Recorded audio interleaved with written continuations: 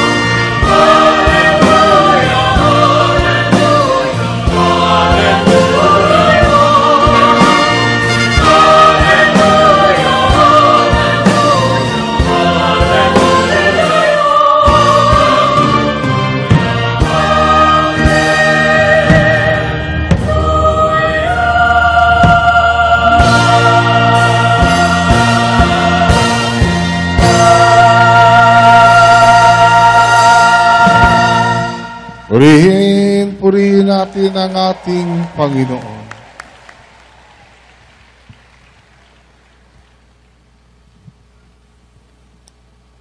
Brothers and sisters, tonight's healing message is taken from the letter of Paul to the Hebrews, chapter 13, verses 1 to 8. Keep on loving each other as brothers. Do not forget to entertain strangers, for by so doing, some people have entertained angels without knowing it. Remember those in prison as if you were their fellow prisoners, and those who are mistreated as if you yourselves were suffering. Marriage should be honored by all, and the marriage bed kept pure. For God will judge the adulterer and all the sexually immoral. Keep your lives free from the love of money, and be content with what you have, because God has said,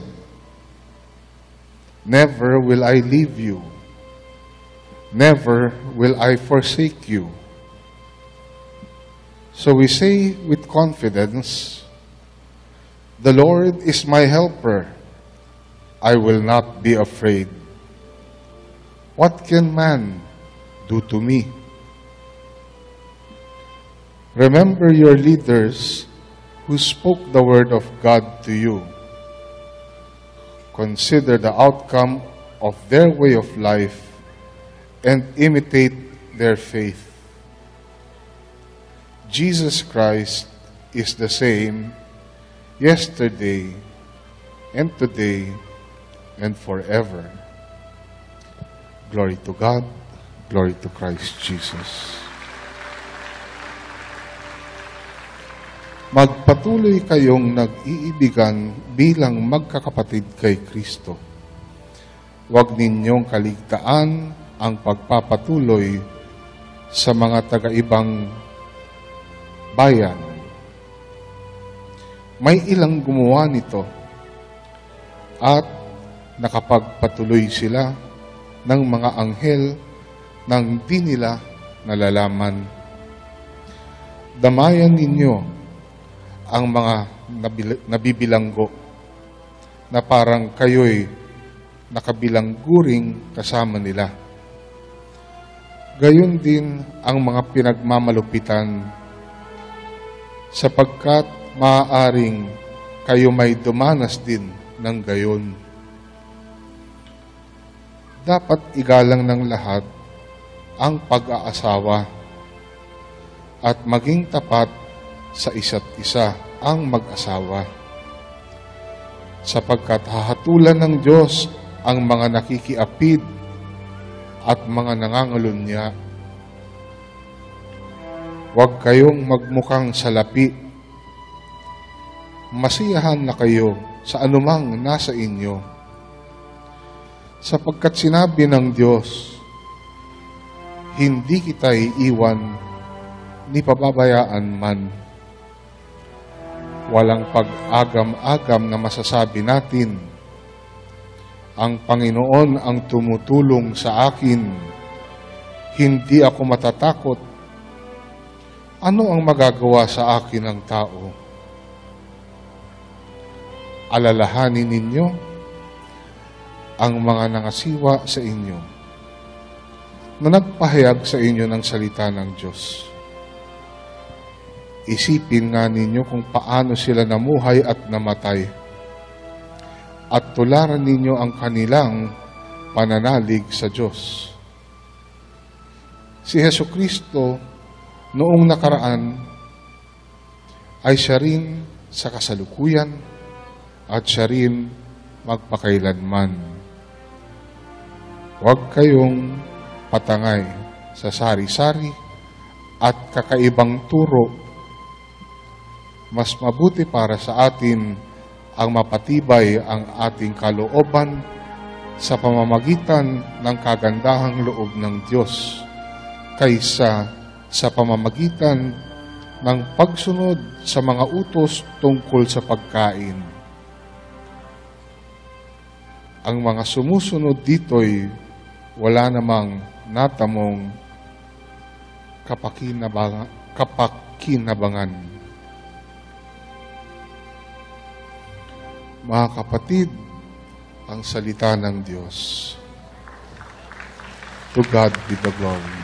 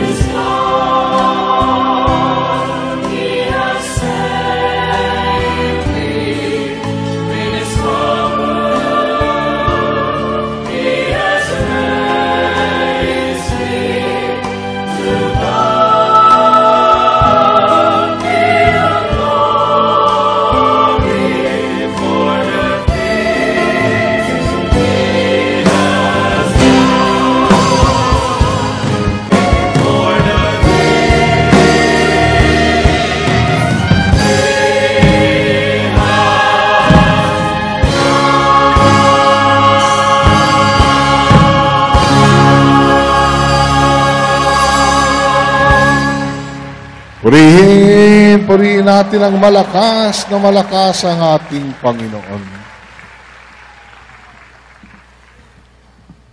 Mga kapatid, isang maganda at mapagpalang gabi sa inyong lahat. Tonight, brothers and sisters, I have good news for you.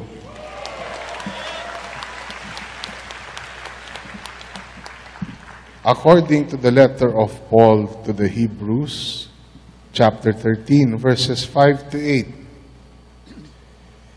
Keep your lives free from the love of money and be content with what you have, because God has said, never will I leave you, never will I forsake you. So we say with confidence, the Lord is my helper, I will not be afraid. What can man do to me? Remember your leaders who spoke the word of God to you. Consider the outcome of the way of life and imitate their faith. Jesus Christ is the same yesterday and today and forever. Huwag kayong magmukhang salapi. Masiyahan na kayo sa anumang nasa inyo, sapagkat sinabi ng Diyos, hindi kita iiwan ni pababayaan man. Walang pag-agam-agam na masasabi natin, ang Panginoon ang tumutulong sa akin. Hindi ako matatakot. Ano ang magagawa sa akin ng tao? Alalahanin ninyo ang mga nakasiwa sa inyo na nagpahayag sa inyo ng salita ng Diyos. Isipin nga ninyo kung paano sila namuhay at namatay, at tularan ninyo ang kanilang pananalig sa Diyos. Si Jesucristo noong nakaraan ay siya rin sa kasalukuyan at siya rin magpakailanman. Purihin natin ang Diyos, purihin natin ang ating Panginoon. Kaya isi-share ko sa inyo ngayong gabi, mga brothers and sisters, ang tungkol sa isang babaerong lalaking namatay. Doon sa necrological services, sa isang misa, sa requiem, sinabi nung pare, "Dearly beloved, we are gathered here today to pay tribute to a loving father and husband, to a very good man, and to a very honest man." Nung narinig nung byuda yung sinabi nung pari, sinabi niya sa kanyang anak, "Anak, silipin mo nga yung kabaong, tingnan mo kung tatay mo ang nakalagay doon." Purihin natin ang Diyos, purihin natin ang ating Panginoon, at tawagin na po natin ang ating punong lingkod, si Brother Mike C. Velarde.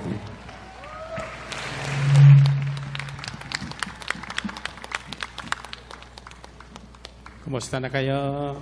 Thank God! Happy and prosperous talaga.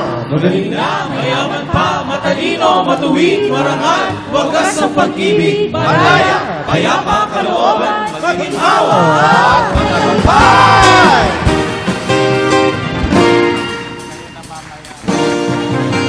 Thank God, I am blessed, happy and prosperous talaga.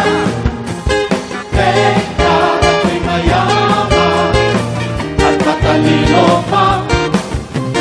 Thank God, ako ay marangal at matupid ka. Thank God, happy, pag-ibig ko'y wagas na. Thank God, I am blessed, happy and prosperous talaga. Thank God, ako'y mayaman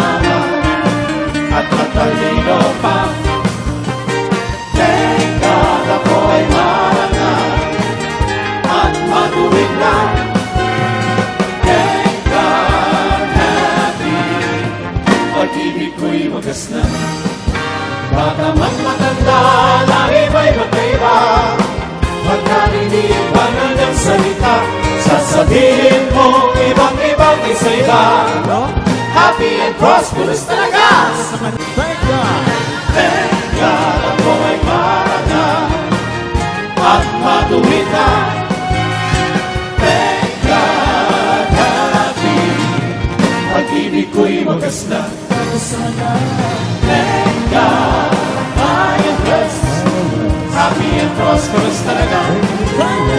Thank God ako'y mayaman at matalino pa. Thank God ako ay marangal at matuwid na. Thank God, pag-ibig ko'y wagas na. Happy and prosperous talaga. Amen. Happy and prosperous talaga. Thank God, I'm blessed. Happy and prosperous talaga. Madali na, mayaman pa, matalino, matuwid, marangal, wagas ang pag-ibig, malaya, payapa, kalooban, nagihawa at matagumpay. Purihin natin ang Panginoon. Tasan yung dalawang kamay and just bow down your heads. I'd like to request you for a brief short prayer to help those who are now undergoing operations like my grandson Mikey. May the Lord's hand be with them and may they be able to overcome and be restored to health and well-being according to what was promised. I will never leave you nor will forsake you. Say amen. Purihin natin ang Panginoon, purihin ang Diyos.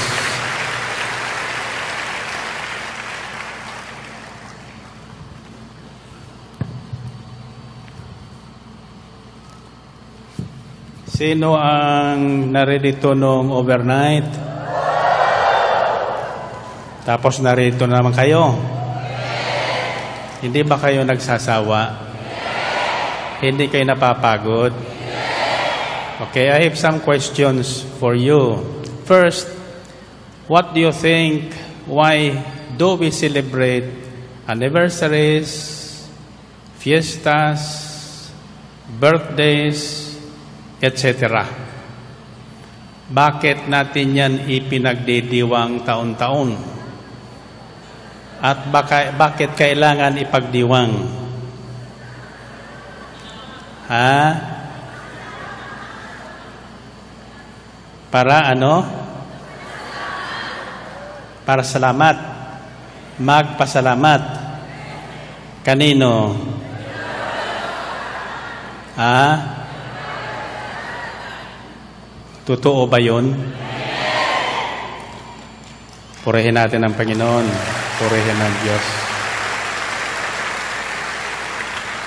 We celebrate to remember an important event, a good thing that God has done in our lives.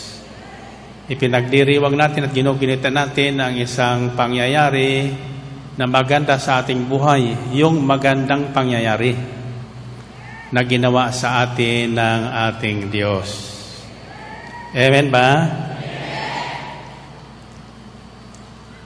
So, find your partner. Find your partner. Ang unang sasabihin mo, huwag kang matakot, magpakatatag ka.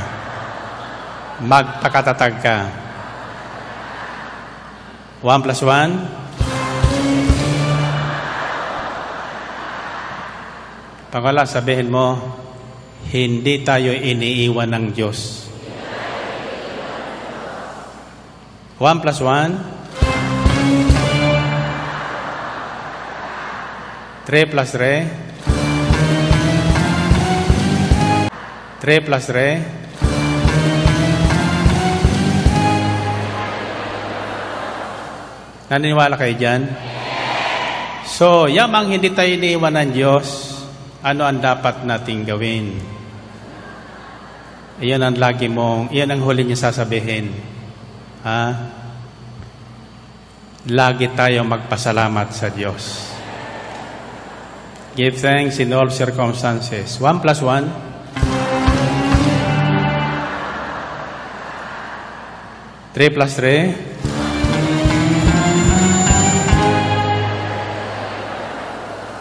7 plus 7.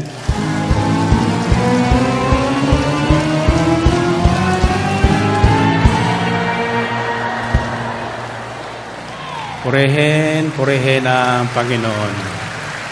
Taas ang kamay. 3 ulit tayong yuyuko. Sasabihin natin, salamat, salamat, salamat sa Diyos. 1, 2, 3. Purihin ang Panginoon. You may be seated. Hebrews chapter 13 says, verse 5 and following, keep your lives free from the love of money and be content with what you have, because God has said, never will I leave you, never will I forsake you. So we say with confidence, the Lord is my helper, I will not be afraid. What can man do to me? Remember your leaders who spoke the word of God to you. Consider the outcome of their way of life and imitate their faith. Jesus Christ is the same yesterday and today and forever. Say amen. Okay. Ngayong mamaya-maya, pagkatapos nito, iwan ko sina brother, sila na po ang dudukot nung mga consolation prices pala, no? Ngayon iiwan ko sa pabaon sapagkat on this weekend I will be in Hong Kong. Sinong gustong sumama sa Hong Kong? Say the word remember. Ano ibig sabihin yan? Ang tao kadalasan ang inaalala sa buhay yung malulungkot na sitwasyon. Kaya laging malungkot ang buhay. Kadalasan ang inaalala nila yung kakapusan, hindi yung kasaganaan. Totoo hindi? Kaya malungkot ang buhay. Now, how could we live a happy and peaceful life in this world where there are so many crises coming upon us? Hindi natin agad-agad, hindi natin alam-alam, all of a sudden, nandyan ang isang problemang dumarating. But as believers in the Lord, ang utos ay, sabi ng Panginoon nung kay Jairo, nung ibalita sa kanya na yung kanyang anak na dalagita ay patay na, anong sabi ni Jairo? Ay sabi ng Panginoon kay Jairo, do not be afraid, just believe. Do not be afraid, just believe. Huwag kang matatakot anuman ang sitwasyon na nangyari sa inyong buhay, basta't manalig kang kasama mo ang Diyos.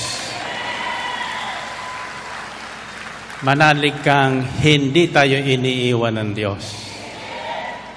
Manalig kang ang hindi nagagawa ng tao ay magagawa ng Diyos. Amen ba? But truth of the matter is, sa totoo lang talaga, talagang pag dumating yung ganon, somehow you are affected. Diba? But one thing I can tell you is, when those things happen, I have discovered one thing, and this is our lesson tonight, is the word remember. Remember, sabihin nyo. So, ano ang ating unang aalalahanin o gugunitain? When you are happy or when there is bad news coming up, to make you feel comfortable, strong, and at peace, what must you do? Problem or no problem? Every day. Sa bawat araw. Kasi may mga taong naalala lang ang Diyos kapag may problema. Iba nga dyan, sa halip na maalala, nagagalit pa sa Diyos. Bakit? Bakit? Bakit? O gusto nyo malaman? Okay. First, things first, is to remember always our Creator, for without Him, we have nothing to remember at all. Napakinggan niyo yun?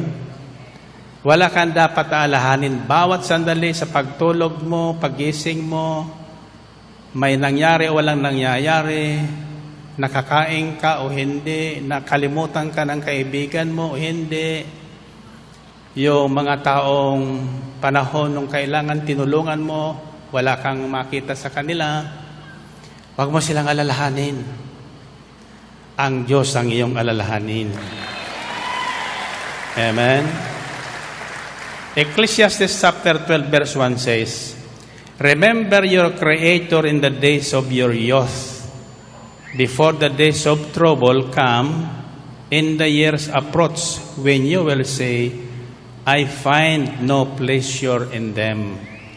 Alalahanin mo ang lumikha sa iyo sa panahon ng iyong kabataan, bago dumating ang araw at taon na puno ka ng kaguluhan. Panahong hindi mo madadama ang tamis o ang saya ng mabuhay. Narinig niyo yun? Ulitin ko po sapagkat ito po ang nagbibigay sa akin ng comfort ngayon. Alalahanin mo ang lumikha sa iyo sa panahon ng iyong kabataan, bago dumating ang araw at taon na puno ng kaguluhan. Panahong hindi mo madama ang tamis ng mabuhay. Di ba? Sometimes, kasi nung bata pa ako, pati sa Corsilio, ayaw ko. Sabi ng kapatid ko ni Brother Gomer, "Tol, tama ng negosyo. Mag-Corsilio ka na." Ang sabi ko sa kanya, "Anong Corsilio? Magnegosyo muna tayo." Siya ang pinagbantay ko ng aking negosyo doon sa Araneta Center. Mayroon kong yung appliances. Yan ang aking unang negosyo. Pakaraan isang buwan, wala nang laman niya aking tindahan. Wala namang perang umaakyat sa akin. So tinawag ko, nasaan yung pandina natin? Sabi niya, "Tol, nabinta na." "Nasaan yung pera?" Ginasa ko sa Corsilio. O yun, marami siyang pinapasok sa Corsilio. Kaya lalo kong nagalit yan. Well, anyway, sabi nga sa Ecclesiastes chapter 3 verse 11, God has made everything beautiful in its time. In its time. Not in His time, but in its time, i.e. sa kanya-kanyang takdang panahon. Ang lahat ng bagay sa buhay natin, inayos na ng Diyos noong pamangunang panahon. At yan ay magandang pagkaayos. Walang masamang ginawa ang Diyos. Walang pangit ginawa ang Diyos. Kaya lang ang tao, pinapapangit ang buhay niya. No? Kaya madaling tumanda. Nanood ba kayo nung Miracles Are Forever? Doon sa opening, nakita ko doon sa Luneta, ang pangit ko pala. Napunan nyo yun, di ba? Matanda pala ako noon. Talagang tama ang sinasabi niyong bata pa ako ngayon. Yung nakita niyong footage sa Luneta, that was 20 years ago. Nang kunin po yon. That was on our 10th anniversary, kung saan ang buong Luneta ay punong-puno, pati Rojas Boulevard, hanggang Baclaran. 3 helicopter ang naguhulog noon ng panyo, kaya nakita kong hanggang Baclaran sa isang helicopter, hanggang dito sa may Baclaran, naguhulog ng panyo dito. So, alalahanin natin ang ating lumikha, ang Diyos, sa panahon pa ng ating kabataan. When we are still strong, young, handsome, and beautiful. Problema naman talaga natin, sa panahon yan, di natin naalala ang Diyos sa tutulang. Diba? Ang naalala natin yung ating Prince Charming. At saka yung ating Princess Tarhata. In Psalm 63 verse 6 says, "On my bed I remember you. I think of you through the watches of the night. Lamang ka ng gunita ko samantalang nahihimlay. Magdamag na ang palagi ang iniisip ko ay ikaw. Diba? So kung gusto nating matahimik ang buhay, laging masaya, una sa lahat, may problema sa wala, maging laman ng ating isip ang lumikha sa atin. Si Yahweh El Shaddai. Ano ang ating gugunitain sa Kanya? Ano ang ating iniisipin? Hindi naman natin siya nakikita. Kayo, nakita nyo na ba ang Diyos? Wala. Hindi natin makikita ang Diyos. Pero sabi ng Panginoong Kristo kay Tomas, naniwala ka sapagkat nakita mo ko. Mapapalad silang nasa ambel ngayon. Hindi man ako nakita, nanampalataya ay naniwala sa Kanya. Second is to remember the good things your Creator has done to you. Maraming bagay na ginagawa ang Panginoon sa atin. For example, in my case, kung mayroon kayong kopya ng aking unang aklat na nilimbag, where this movie, Miracles Are Forever, ay kinuha ni Carlo Caparas, di ba kasi titled, Miracles Are Forever. Naranasan ko po ang himala sa buhay, gawa ng Diyos mula pa ako ng isilang ayon sa aking mga magulang, na ako po isilang sa bundok ng Catanduanes, may bagyo noon. Malakas ang ulan, malakas ang bagyo, ang mga punong kahoy nagbabagsakan sa paligid ng aming bahay kubo. Naglelabor yung aking nanay noon, yung tatay ko naman ang kumadrona kasi walang doktor doon sa bundok. So, habang sumisigaw ang nanay ko ng, ano bang sinisigaw ng babae?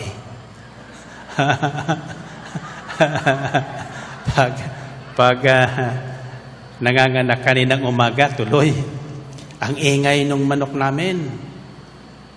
Yung nagbabantay naman disciple doon, wala naman siya pakialam, nakaupo lang doon sa kanyang pwesto.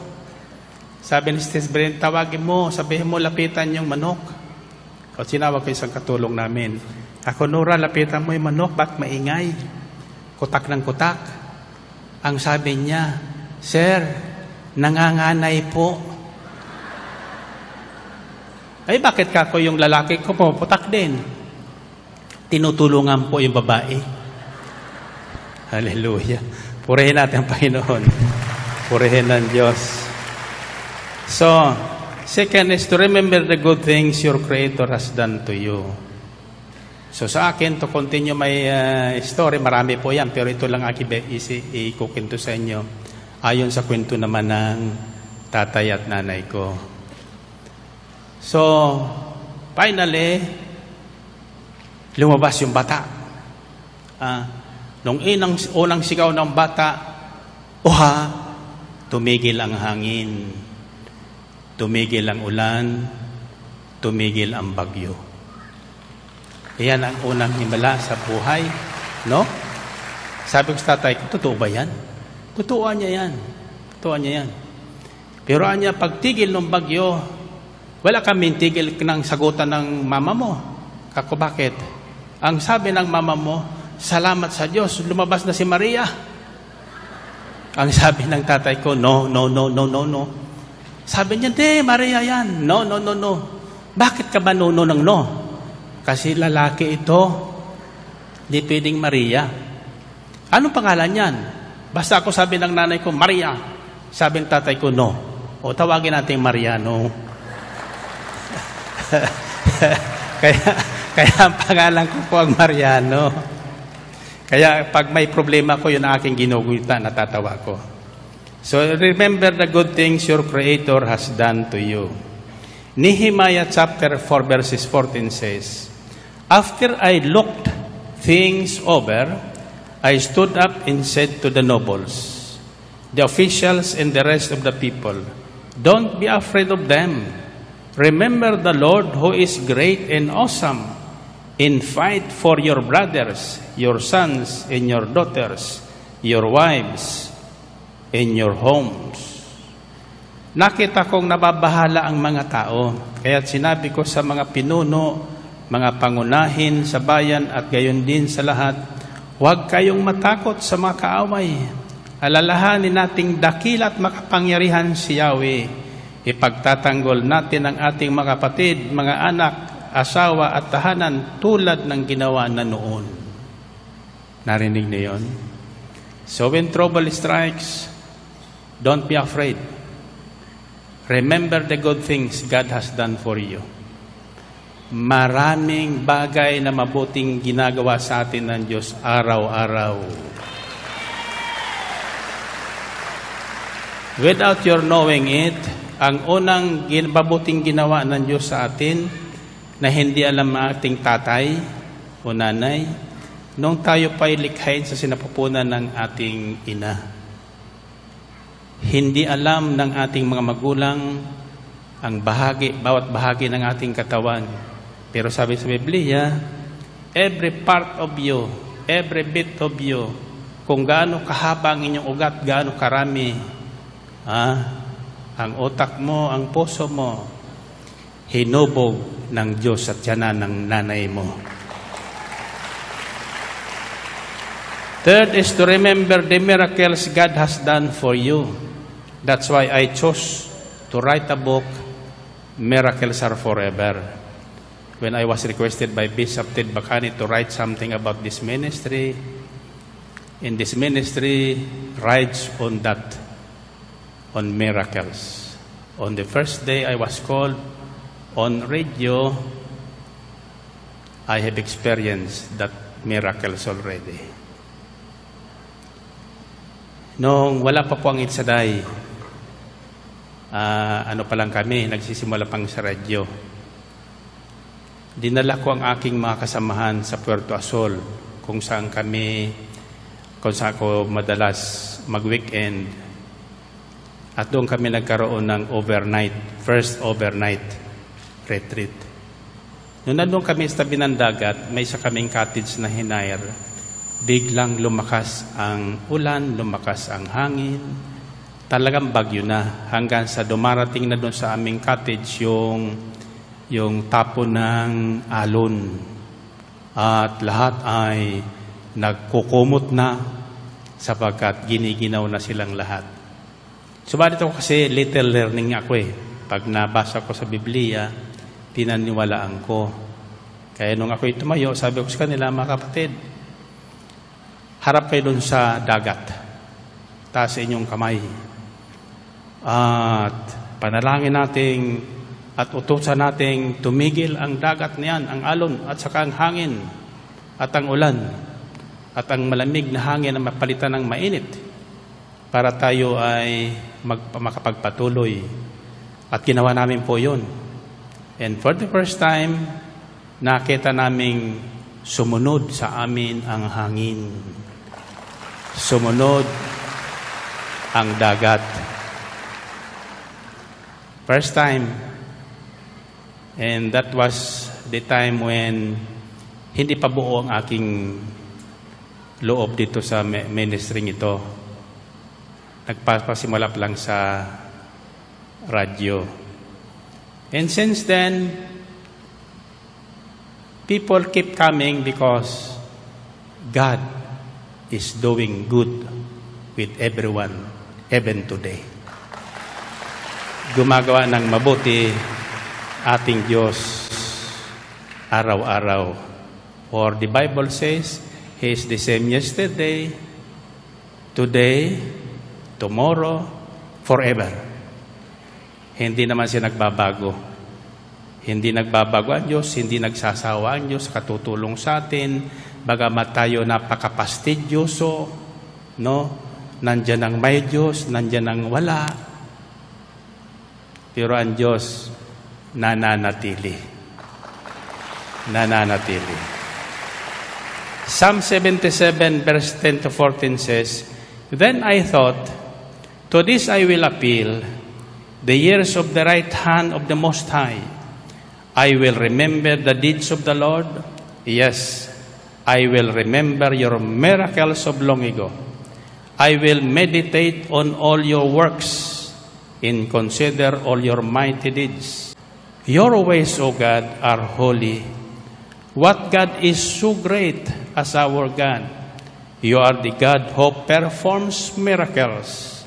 You display your power among the peoples. And I know tonight, miracles will happen. Ganito ang aking sabi, ang sakit ng aking loob para bagang mahina na't walang lakas ang aking Diyos. Kaya aking babalikang gunitain ang ginawa, ang maraming ginawa mong tunay na kahanga-hanga. Sa lahat ng ginawa mo, ako'y magbubulay-bulay. Magbubulay-bulay ako sa diwa ko at isipan. Ang daan mo, Panginoon, ay tunay na daang banal at wala nang ibang Diyos na sa iyo'y ipapantay. Ikaw ang Diyos na ang gaway tunay na kahanga-hanga. Iyang kadakilaan mo'y nahayag na sa sannilikha. Amen ba? Now, remember these things, these verses, so that when trouble strikes, you hang on to this. Remember always, God promised not to abandon us. He said, I will never leave you. I will never forsake you. Ibig sabihin, sa panahon ng pangailangan, naririyan siya. Naririyan siya. Mapanatag ka at siya ang tutulong sa iyo.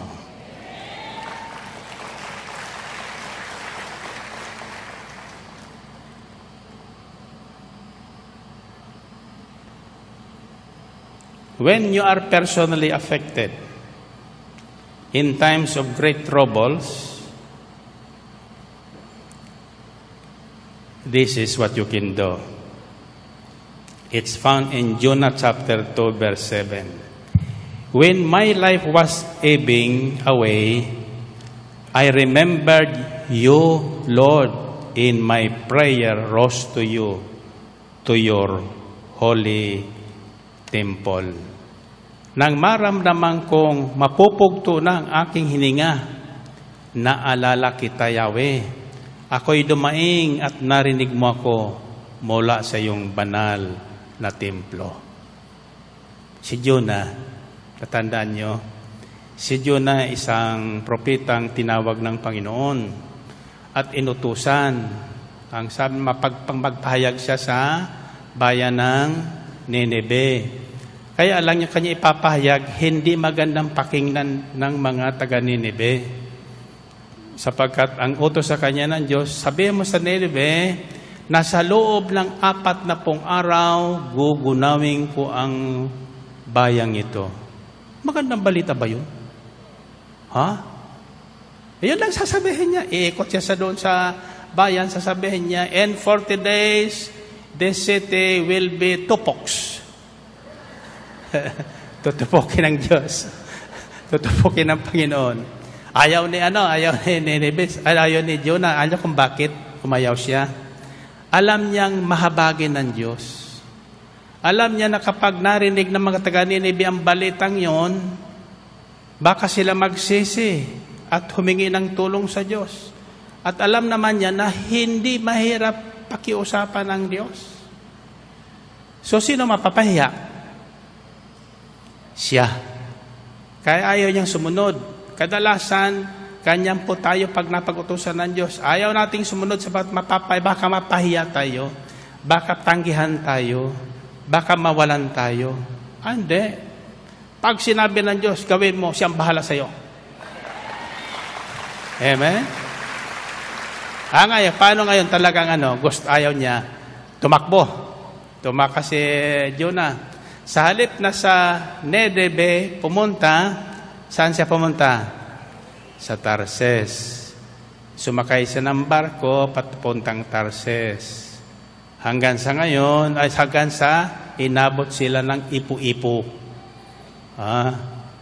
Ngayon, malulubog na yung barko. Ang sabi ng kapitan ng barko, manalangin tayo. Manalangin ko sa inyo inyong Diyos. Si Jonah naman, manalangin. Natulog pa doon sa tapaludo. Nakita nung kapitan, hoy ikaw, sino ka ba? Alam mo pang malulunod na tayo? Pinagdarasal kita? Hindi niya ako magdarasal. Kanya bakit? Hindi ako didingin ng Diyos ko. Alam niyo ba? Ang bagyong yan, dahil sa akin yan. Sino ka ba talaga niya? So nagpakilala siya. Ikaw, bata ka? Pati kami idadamay mo. Anong gagawin natin? Sabi niya, buhatin niyo ako, itapon niyo ako sa dagat. Titigil ang bagyo. Ang sabi ng kapitan, pati ka ba na pa kami?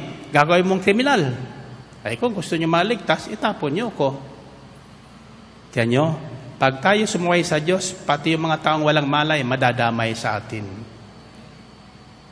Madadamay sa ating kaguluhan. So ang ginawa nila, binuhat nila, sabi na lang nung kapitan, O Diyos ni Jonah, patawarin mo kami sa gagawin namin sa taong ito. Hinulog nila. Pagsayad ng katawan ni Jonah sa dagat, tumahimik ang dagat. Tumigil ang hangin. Amen ba? Saan napunta si Jonah? Kaya tumigil ang hangin, tumirakat sapagkat sinalo si Jonah ng dambuhalang isda, ng pating. 3 araw sila, 3 gabi doon sa tiyan ng pating. Ngayon, namumugto na sabi ng maramdaman kong mapupugto na ang aking hininga, naalala kita Yahweh. Ako'y dumaing at narinig mo ako mula sa iyong banal na templo. Tiyan mo yan? Kahit tayo pala sumuway sa Diyos, kapag tayo ay dumaing, sapagkat wala naman tayo madadaingan talaga, diringgin tayo ng Panginoon. Amen?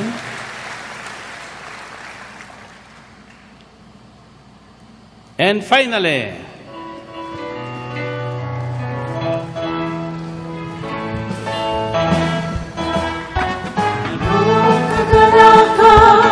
ang aking nadarama sa tuwing ako'y makikinig ng banal na salita. Nalaman ko ang susi ng kanyang mga himala. Sa gabay ng lingkod niya pinagpala. Finally, ako ngayon ay bagong buhay. Finally, ako ngayon ay pinagpala. Finally, ako ngayon ay tagumpay. Finally, yes! Finally, Ang buhay ko ngayon, ang buhay ko ngayon siksik-liklik ng biyaya. Kung may pagsubok man ay hindi alintana. ako'y punong-puno. Ako'y punong-puno ng pag-asa at kalakasan sa pagtahak sa landas ng kabanalan. Finally, Finally, kung ngayon'y malaya, kung ngayon'y malaya na. Finally, ako ngayon'y mayaman na. Finally, ako ngayon ay magaling na. Finally, yes! Finally, and finally, finally, ako ngayon'y may bagong buhay. Finally, kung ngayon ay pinagpala, ako ngayon ay pinagpala. Finally, kung ngayon ay tagumpay, ako ngayon ay tagumpay. Finally, yes! Finally, finally, finally, yes! Finally, and finally, finally, yes! Finally, labas ang ating mga prayer request. At lahat ng inyong daladalahan, taas natin sa Panginoon. Your tickets, huwag niyong babalayan. Magagamit niyo yan sa panahon ng kailangan niyong may maalala sa buhay. Ngayon, pag iyan ay daladala niyo, anong unang maalala niyo? Pagdala niya ang ticket. Ha? Ano? Tingnan niyo yan. Si Brother Mike daw. Ang unang maalala nyo dapat ay ang himalang ginawa na nyo sa buhay nyo. At ang taong laging bahagi sa himalang yan. Amen ba? That is our finally. But before I discuss these verses, let's pray. Sabihin nyo, Panginoon, salamat po sa inyong katapatan sa amin. Bagamat maraming panahon na kami ay hindi naging tapat sa inyo. Ganon pa man, hindi nyo kami iniwan at pinabayaan. Kaya naririto kami ngayon. Pagpalain niyo po ang aming mga hawak kamay upang ito ay maging tanda ng aming pananalig, pananampalataya sa inyo. Maging daluyan ng inyong mga tanda, himala at kababalaghan sa panahon ng aming pangangailangan. Amen? Amen. Okay. Ulit, bago kayo maupo, 3 yuko. Sabi ng isa dyan na yumuko kanina. Yuko, you bend. You bend. Sasabihin nyo, tagumpay, tagumpay, tagumpay kami ngayon. Sapagkat ang taong laging kasama ang Diyos, laging tagumpay sa lahat ng panahon. 1, 2,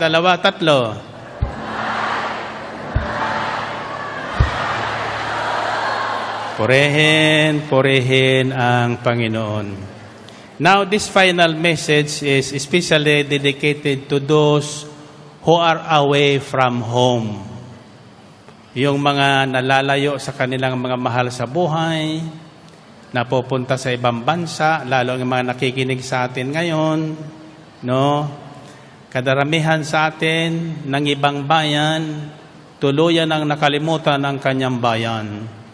Hallelujah. Namatay na sila doon sa ibang bayan. No? Hindi. Tuturuan ko po kayo para hindi po kayo malulungkot sa amang kayo dalhin ng Panginoon. Sapagkat ako'y naniniwalang lahat na naka-attend ng overnight ngayong taon ay padadala ng Panginoon sa bawat sulok ng daigdig. Taglay ang misyon ng mga himala ng Diyos. Amen? Gusto nyo maging instrumento ng mga himala? Na anumang hipuin nyo ay naghihimala? Sapagkat kasama nyo ang Diyos. Amen ba?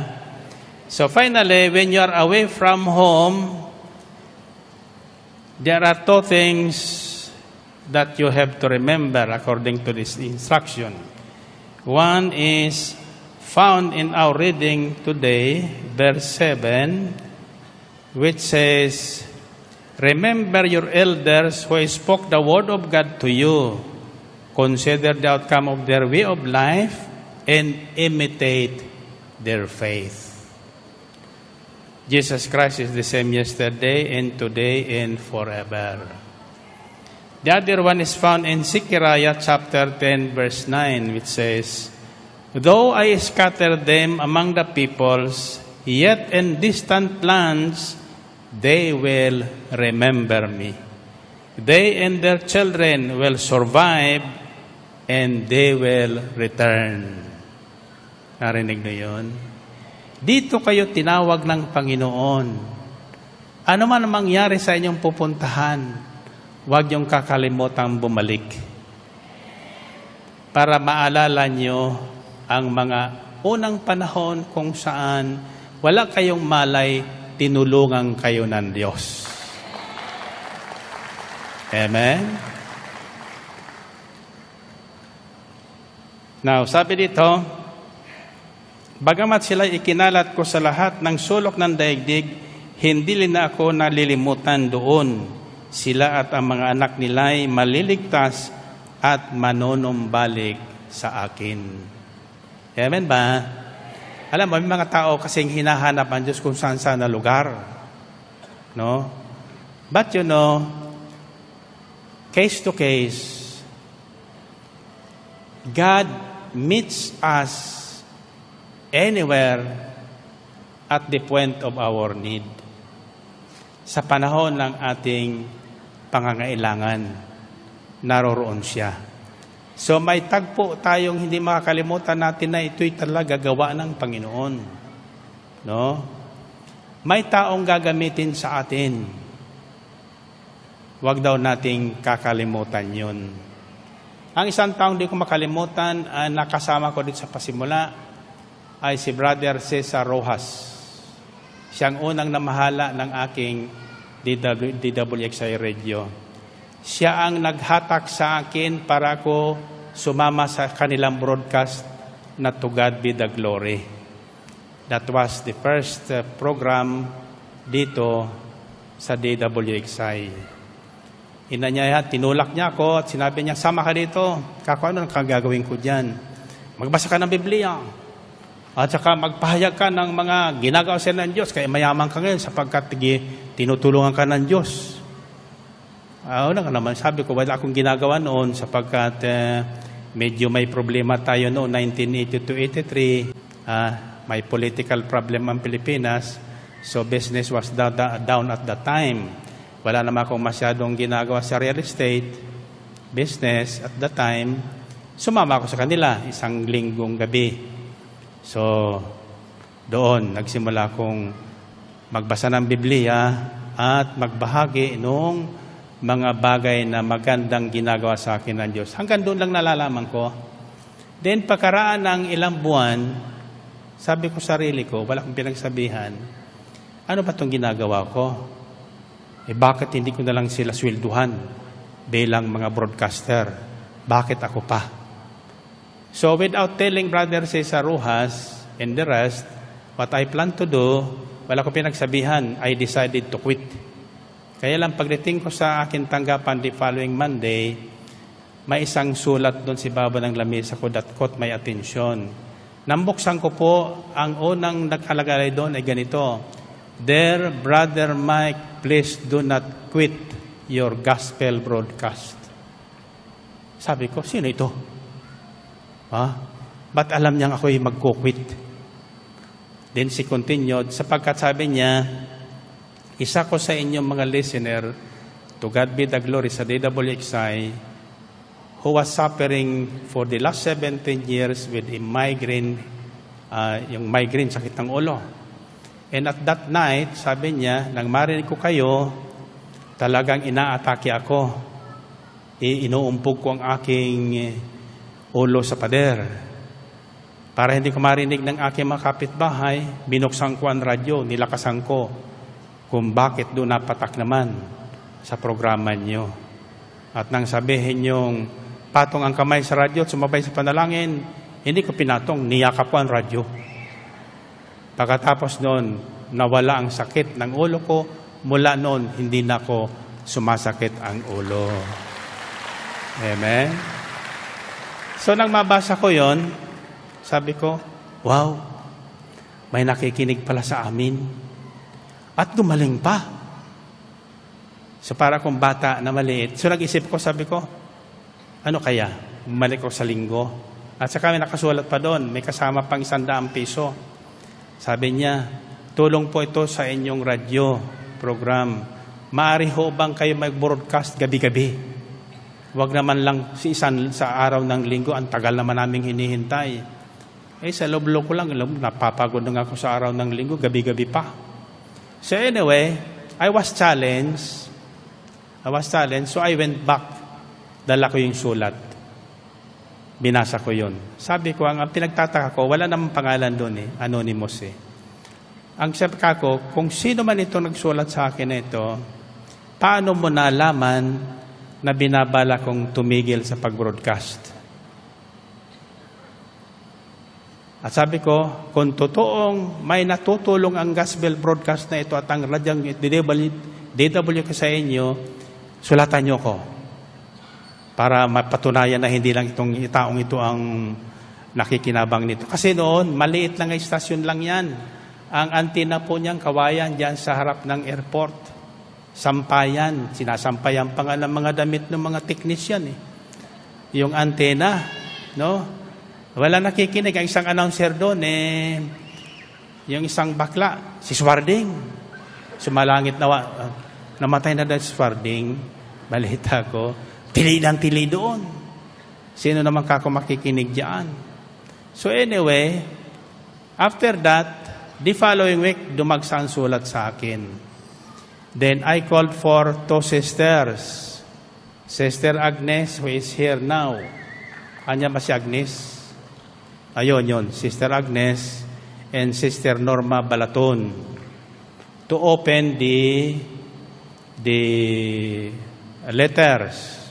Sapagkat may pera, humanap ko ng isang accountant, si Sister Norma Hernandez. Ayan, taga-bilang ng pera naman yan. Noon doon sa Yun, natakbo na ang opisina dito. Then, ako naman ay na-challenge sa natuwa, may nakikinig pala.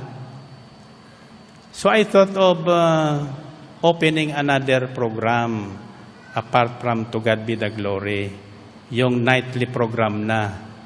And while I was meditating on the program na iba doon sa To God Be the Glory, pumasok na naman sa akin tanggapan si Brother Cesar Ruas, dala-dalang isang pamphlet na ang nakalagay sa labas ay El Shaddai. El Shaddai, ano ka ito? Manipis lang. So I open up the booklet. It's all about Psalm 91. The promises of God in Psalm 91. And the miracles that God has been doing for people who believe in Psalm 91. Sapagkat ang Salmo 91 ay tipana ng tao at ng Diyos. Kaya naging bahagi po ang Salmo 91 sa gawain ito. Then the following morning, no, ako'y nag-iisip naman ng isang theme song, kailangan kasi ang isang programa sa radio or television, mayroon kang theme song na maalala. Yung pag-air nung tunog na yon, maalala mo, El Shaddai na yan. Diba? So, then the following morning, nang buksan ko ang radio DWX, for the first time, the theme song El Shaddai was played on the air. Narinig ko noon. Ayaw kung nandiyan pa yung plakang yan. I think the man who sang that is Kenneth Copeland. So, sabi ko, ano ito? Anong nangyayari sa buhay ko? It's part of the way God has attracted me to start this ministry, not knowing where it will go, saan pupunta. Parang bata kami, mga walang formal training, no? So I launched the program El Shaddai. Iba-iba po yung upo doon, pero I committed to be on the program Tuesdays, Thursdays, and Saturdays. Yung To God Be the Glory naman ay on Sunday. So eventually, the program To God Be the Glory ay kusang nawala na sa area yun, naiwan El Shaddai. Halos lahat na programa sa DWXI, El Shaddai. Nung makita sa aking tanggapan ng isang Hudyo yung pangalang El Shaddai, may isa kong Hudyong bumibili sa akin ng lupa dyan sa may airport. Ang unang tanong niya sa akin, sabi niya, where did you get that name? I said, what? That name, El Shaddai. I said, why? That name to us is holy. Ang sabi niya, He is the name of our God. Ang sabi ko sa kanya, He is also our God. At ito ang sinabi niya sa akin, you tell your people or your listeners to be careful with that name. In Israel, nobody uses that name. Nobody even mentions that name because that is very holy. Kakoy, what do you do with that name? We post that on our door frames, sa opisina, sa bahay, sa hamba ng aming mga pintuan, nilalagay namin yan. Ako, bakit? Kung saan man ang pangalang El Shaddai nakalagay, walang demonyo makakapasok sa tahanan na yan. No evil shall be able to get into that place. Kaya lang sabi niya, two things may happen. If you revere that name, honor that name, worship that name, God will bless you. God will protect you. But if you curse that name or say anything against that name, God will curse you. Kaya paulit-ulit sa programa ko noon, pinapaliwanag ko, ingatan niyo po ang pangalang ito, murahin niyo na ako, laitin niyo na ako, wag lang ang pangalang ito. Ang problema ko lang, di ko alam, nakakabit na pala ako doon sa pangalan na yon.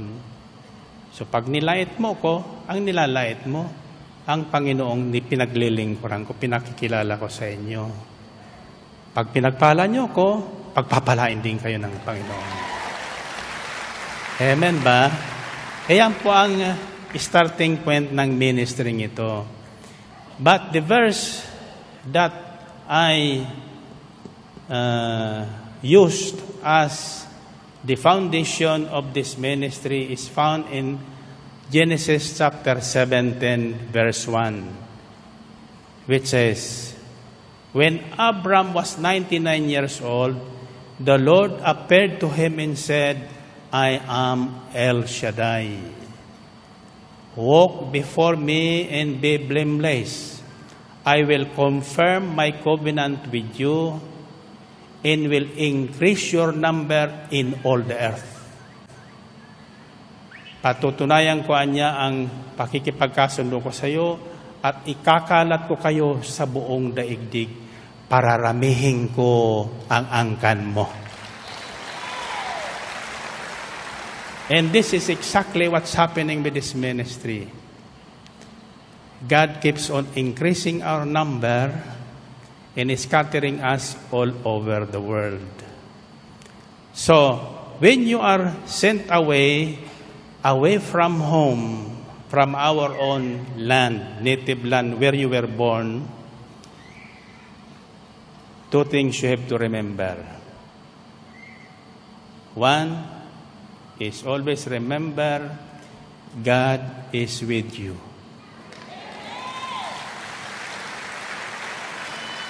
Remember the promise He made, I will never leave you. I will never forsake you. The second He commands to remember is, remember your leaders who spoke the word of God to you and imitate their way of life. Remember your leaders who spoke the word of God to you, consider the outcome of their way of life, and imitate their faith. Tularan nyo ang kanilang pananampalataya.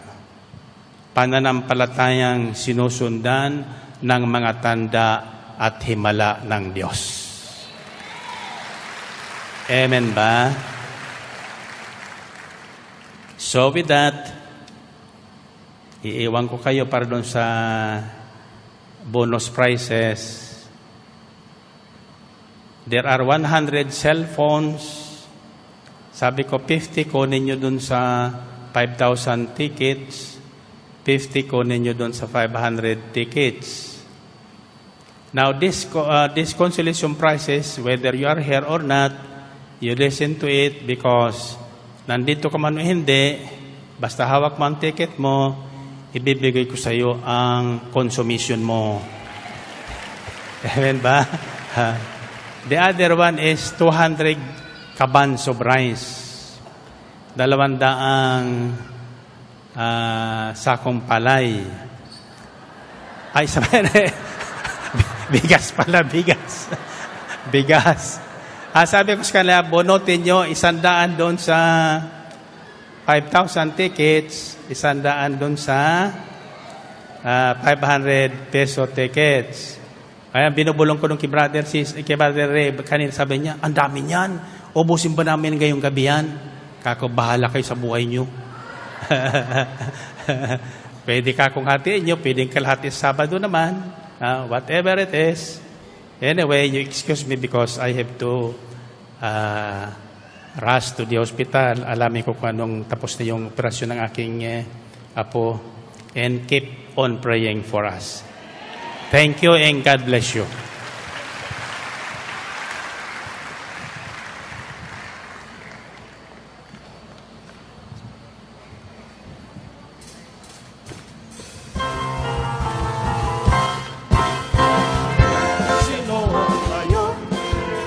Sa makabagong panahon, mapalad ako, hindi ako nalilibot ka ng Panginoon. yayaman ako sa panahon. Ako si Noah ngayon, sa makabagong